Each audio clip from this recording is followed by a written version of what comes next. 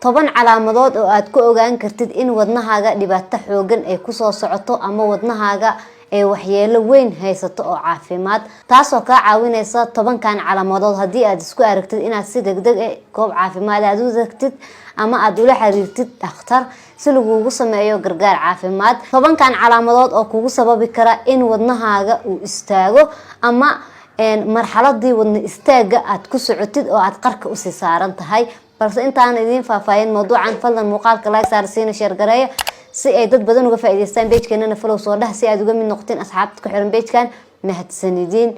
sidoo kale waxaan idin ka codsanayaa inaad soo booqatiin YouTube-kayga, subscribe-na aad saaratiin, gambaleelkana furatiin si aad ula socotiin muuqaalada halkaasi aan soo geliyo. ugu horeyn, wadnaha waxa uu ka mid yahay xubnaha muhiimka ah ee jirkeena. qofka marka uu ka xanuunsadana waxa uu maraa dhibaato weyn oo caafimaad, sababtoo ah wadnaha waa meesha dhan oo qofka usoo gudbinayso, waa meesha laga soo tuurayo dhiigga kaasoo oxygen-ka la socdo si loo gaarsiiyo jirka qaybihiisii kala duwanaa dhiig oxygen wato iyo nafaqo oo qofkana shaqadii jirkiisa ay noqoto mid normal ah.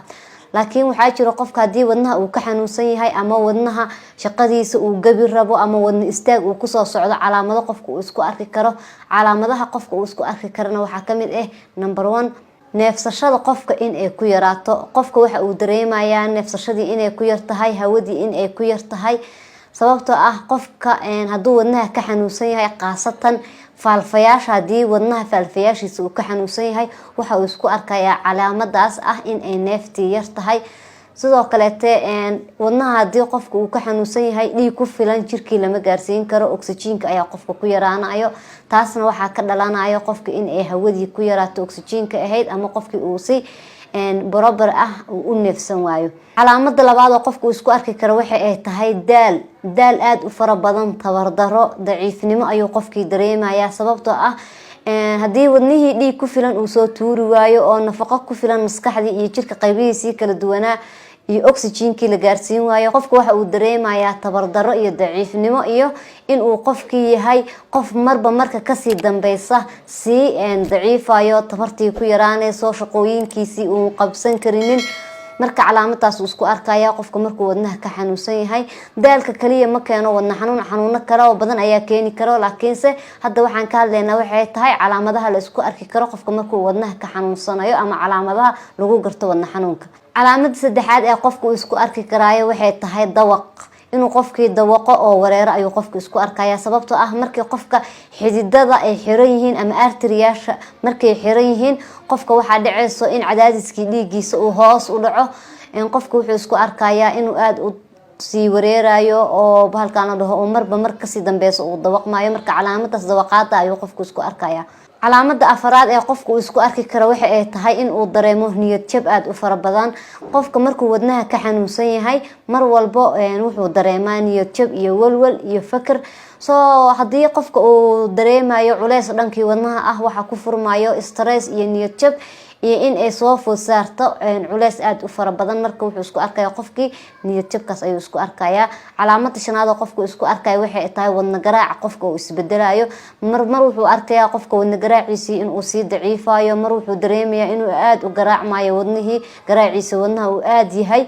marka waxaa la arkayaa isbedbedel ku dhacayo wadna garaaci. calaamada lixaad oo qofku isku arki karo waxay tahay inuu dareemo madax xanuun aad u fara badan, waliba nooca loo yaqaano migraine-ka. madax xanuunkaas aadka u faraha badan ayuu qofka dareemayaa. madax xanuunkaas waxaa keeni karo waxyaabo kala duwan ayaa keeni karo, laakiin qofka marka uu wadnaha ka xanuunsan yahay ama waxyeelo ama dhibaato caafimaad ee wadnaha ka haysato, waxa uu dareemayaa migraine-ka ayuu dareemayaa.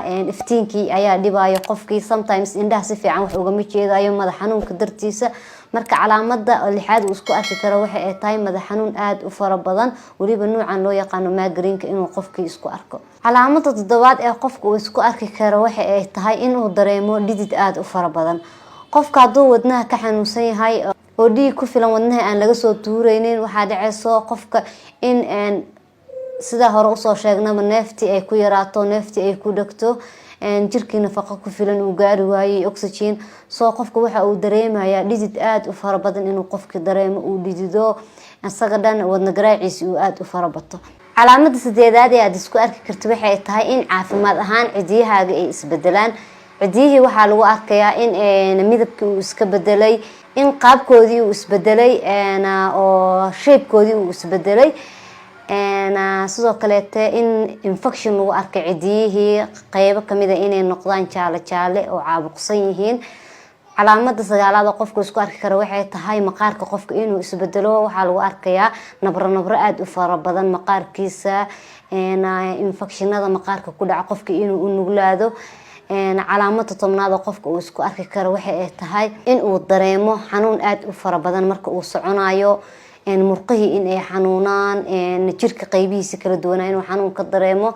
sidoo kaleeto wuxuu qofku isku arki karaa in ay laabtu xanuunayso ama jastiga uu xanuunayo, xanuun waliba aad u fara badan inuu ka dareemo xabadka. marka calaamadahaas ayaad isku arki kartaa haddii aad ka xanuunsan tahay ama dhibaato ay ka haysato wadnihii. marka calaamadahaas aadka u faraha badan ayaad isku arkaysaa haddii aad ka xanuunsan tahay wadnaha. marka waxaa lagaaga baahan yahay haddii aad calaamadahaas isku aragtid inaad ugu dhaqsiyaha badan aad dhakhtar ula xiriirtid si gargaar caafimaad lagugu sameeyo. intaas ayaan kusoo gabagabeynaya mawduucii aan uga hadlayo 10 calaamadood oo aad isku arki kartid haddii aad wadnaha ka xanuunsan tahay ama waxyeelo ay wadnaha kaa soo gaarto. waxaan kaa codsanayaa inaad muuqaalka like saartisiina share garaysid si ay dad badan uga faa'iidaystaan page-kan inaad follow soo tiraasi aad uga mid noqotid asxaabta ku xiran page-kan. waana ku mahadsan tahay daawashada muuqaalkan mid lamid inta ku kulmi doono. sidaas iyo nabadgelyo. Assalaamu calaykum waraxmatullaahi wabarakaatuh.